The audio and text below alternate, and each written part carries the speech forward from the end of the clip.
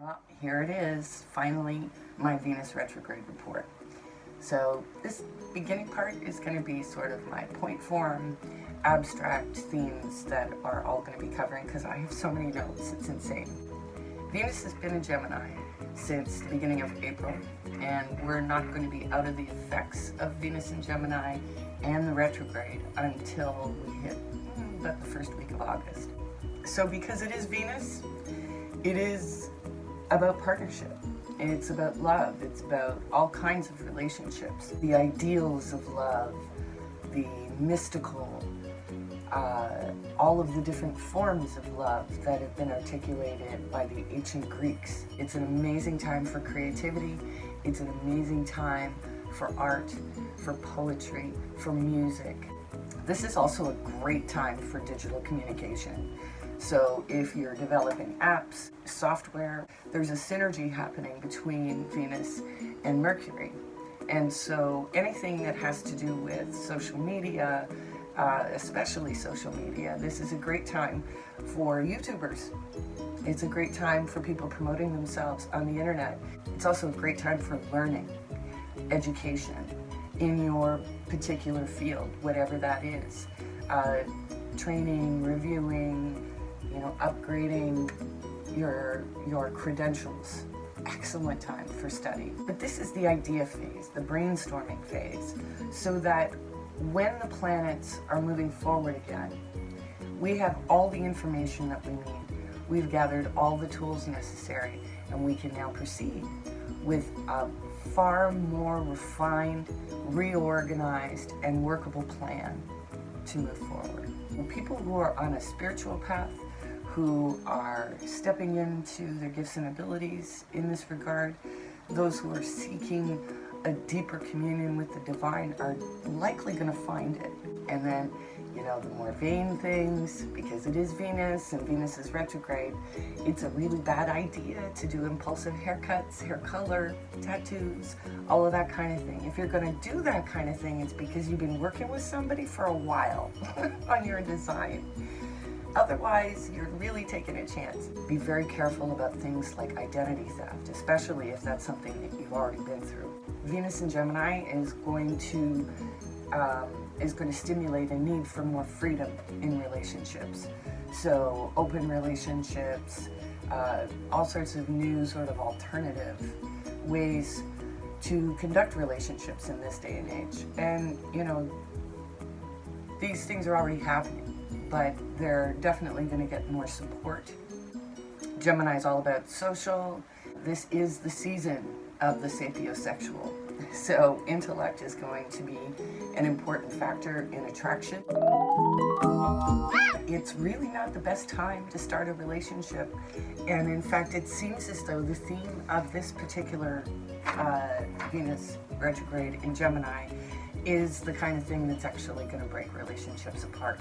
We're looking at a lot of temptation towards toxic habits such as codependency, deceit, betrayals, acting out, and the danger zones for acting out are going to be anywhere from the last week of May through until mid-June. And again, there's this tendency towards impulsivity. And indiscretions, infidelity, love triangles. All of these things are definitely possible. It's not about preventing karma. It's about focusing on the karma that we've come here to deal with. If your relationship is not sturdy going into this transit, you're probably going to be dealing with a complete and total breakdown. But it's important to trust that this is divinely orchestrated, that whatever is leaving, the better you get at letting go of it, the faster you're going to get to your next destination in your story.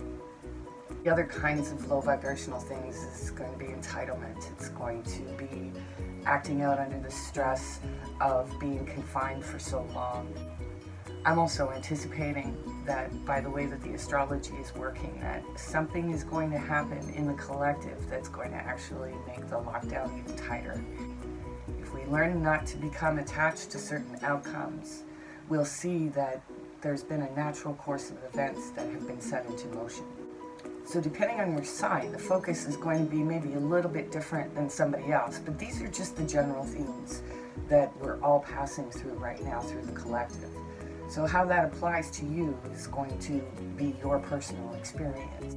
It's ultimately your choice as to how you want to deal with the energies that are present for you now. So when we get to the mid-June zone, things are going to get pretty uncomfortable for most of us. That uncomfortability is about moving us out of whatever we've become too comfortable with. The other things that we need to be careful of is how we're dealing with truth in our lives and whether we're sticking closer to wishful thinking. But what all of this is bringing us to our sense of our own truth. We know what truth feels like. We know when we're living it, and we know when we're not. Venus retrograde in Gemini is going to encourage reason over passion. At the end of the day, self-love leads to better relationships across the board. Self-care is everything right now. And the more you take care of yourself, the more it's going to change the energy of all your relationships. It is your responsibility to put yourself first. We're all at different stages of learning, and it's going to be important through all of the tension that we're all going to be feeling to be compassionate to each other and to not get stuck in that thought pattern of, I'm in this all by myself. We are all walking a similar path. We're just expressing it in different storylines. So there's my all over the board themes for Venus retrograde.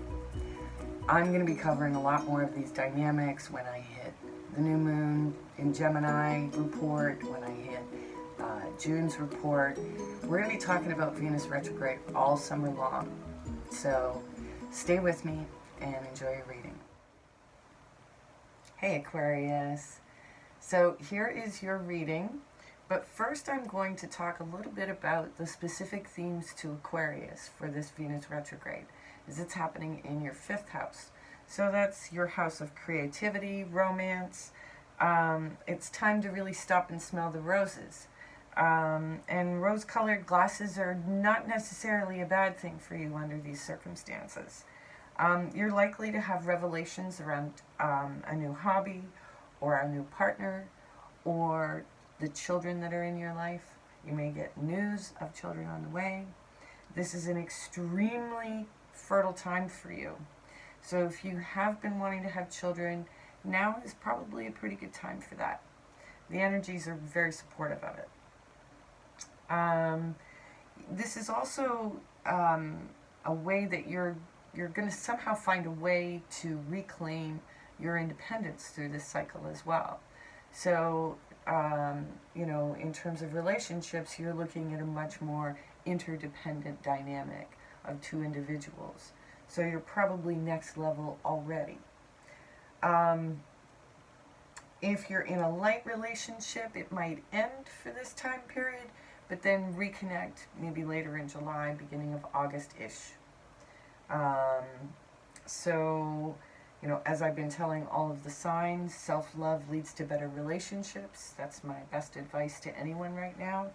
And specifically for you, Aquarius, you need to surrender to the joy in your life, to allow for learning new things about the people closest to you, to create genuine intimacy that's happy, that isn't heavy, that isn't confrontational. And you're also likely to transform creative hobbies into new creative endeavors that are actually going to work for you in a much more tangible way. So, with all that specific to you, I'm going to just jump right into the cards. So I'm using my Klimt deck today because it's so pretty. And I'll just be laying out 9 cards for you. There's a couple, I think. 2.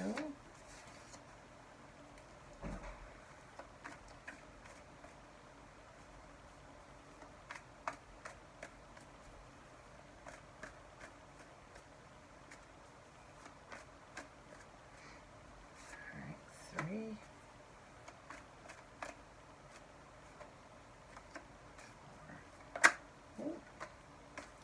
your center card jumped.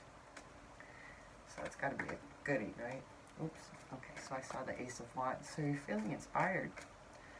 Awesome. Passionate. Okay. See if it pops up in your reading.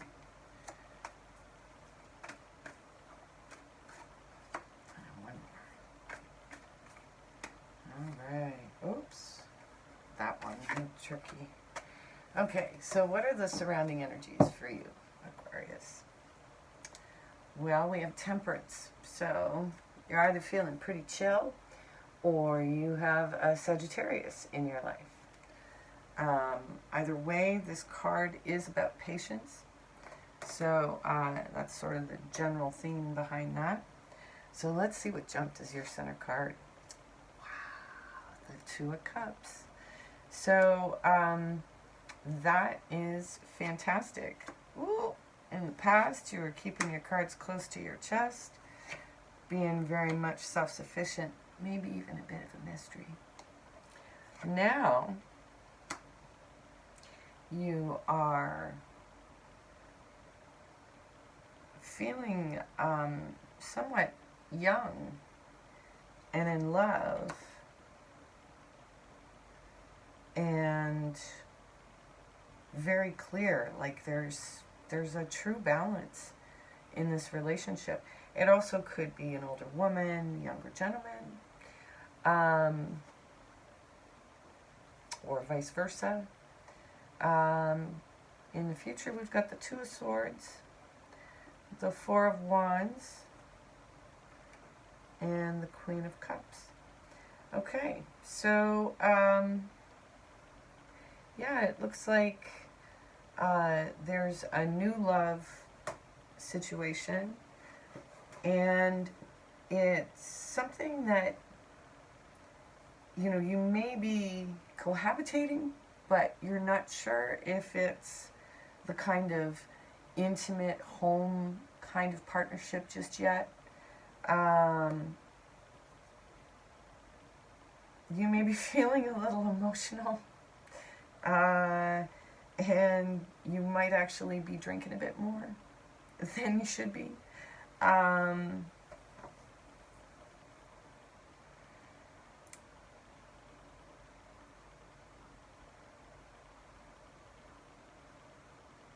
But you love this person. You know, you feel very supported by this person in your life right now. You're just not sure if they're your forever person. And let's just see here. Let's get some clarification with the Rider-Waite on the Two of Cups. Okay, so could be a fire sign, an Aries, Leo, Sagittarius. Lots of cards are coming. You know, you've put some time and some effort into this for sure. But, you know, you don't really feel like your efforts have been appreciated to the degree that they could be. You know, like, I don't want to say that this, you know, you're obviously in love with this person, but, you know, there's something anticlimactic about it all. And so you're kind of keeping your head in your work. And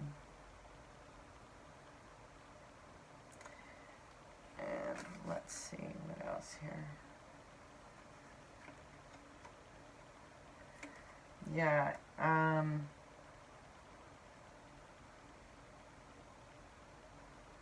this is testing, you know, the most mature masculine and feminine aspects within you. And it's possible that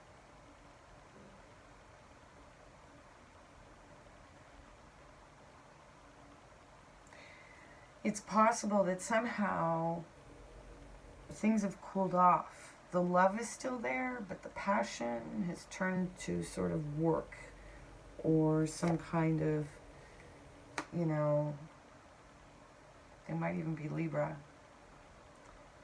You know, it's everybody's sitting down. There's not a whole lot of activity going on. Everybody's sitting down.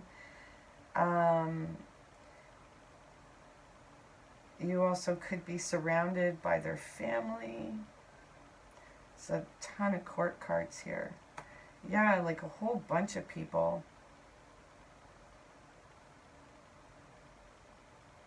Wow. You know, it could be causing interference, like other people may be defining the boundaries between the two of you. So let's see what the Two of Swords in terms of the future is all about. Oh, jeez Louise, this card's going to come up all the time. Lies. Whether it's you or them. Let's see. Yeah, it's like lies and truth. Like these, there's no more opposite cards in the tarot than these two right here. It's lies and truth. And indecision. And holding things back in the past.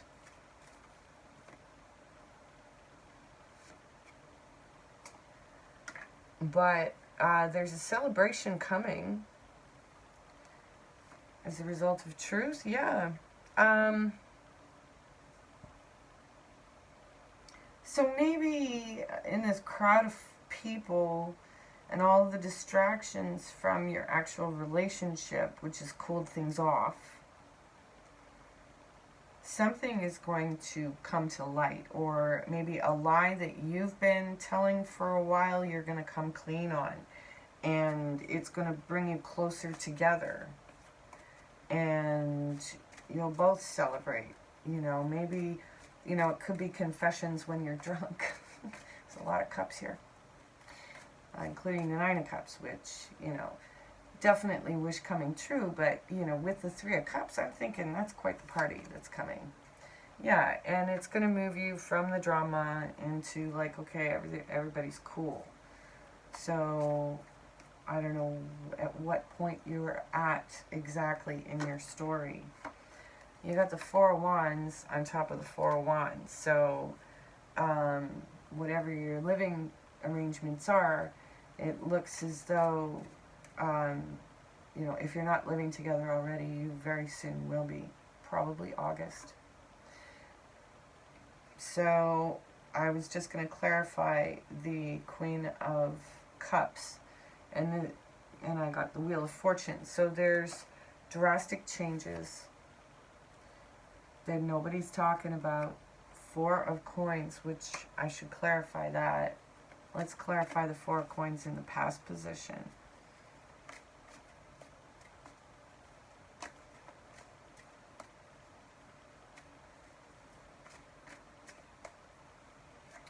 Alright, so it's the Three of Pentacles.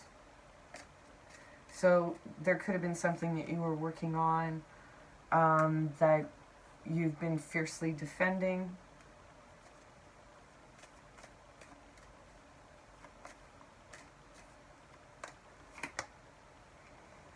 Yeah, as part of your legacy.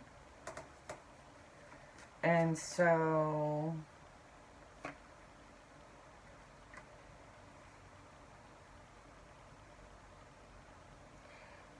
this big change that's coming is something regarding work or your relationship's connection to work, and making a commitment to something that could be a burden. So it looks as though you've got some discernment, yeah, with a new beginning, with the Queen of Swords. So that's a pretty jumbled up soup. It felt like a few fragmented storylines. So I'm hoping that that was helpful to you in some respect. He got the Queen of Cups again. It seemed to center around the Queen of Cups. And could, yeah, so that would be a water sign, so Cancer, Pisces, or Scorpio. Yeah. Seriously, I cannot find one thread of a storyline. It's like broken bits of a couple of stories. Okay, so now I'm going to get some symbolism from the Lenormand. And we'll see what we can get for Aquarius for this Venus retrograde.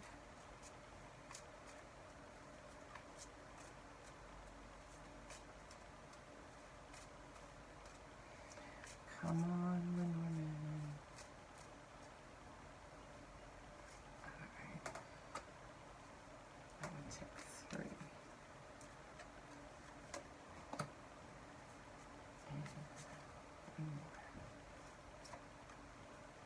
There he is. Okay. Alright. So the first one is Stork, so a new beginning. With a man. Oh my goodness, and there's going to be gossip. So, yeah, that's Stork, man, and birds. You know, or if there isn't gossip, it just could be a very good intellectual connection. And like I said in the opening video, that, you know, it's the sapiosexual season, you know. Smarts is going to be a big turn on. No matter who you choose or how many storylines you have. My goodness, what were the underlying energies to that snake? Oh, no. Oh, my goodness. Okay, so be careful. You're going to have to be really discerning. As we progress through the months and we get to certain junctions in time, things will become clearer. So if we were to pick a chakra that you should be focused on healing or working through, what would that chakra be? Which chakra would I be? There we go. The heart chakra. So, you know, the Queen of Cups too can simply be a card about emotional availability. Because sometimes when the Queen of Cups shows up, where is she? Where'd she go? Ah, there she is. So it's like, here's the difference. Subtle difference, but it's like the King of Cups is more emotionally available than the Queen of Cups. Because the Queen of Cups, she's got a top on hers. She's a little bit more controlled with her emotions as well. I mean, every reader's interpretation is going to be a little different, but that's how I see it. So, so yeah. So, you're working on the heart chakra. That's tough stuff. So, definitely take really good care of yourself, Aquarius, because it's going to be a sensitive time for you.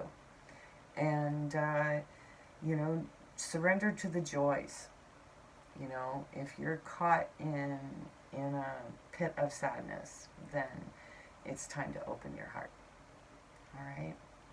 So, have a great day.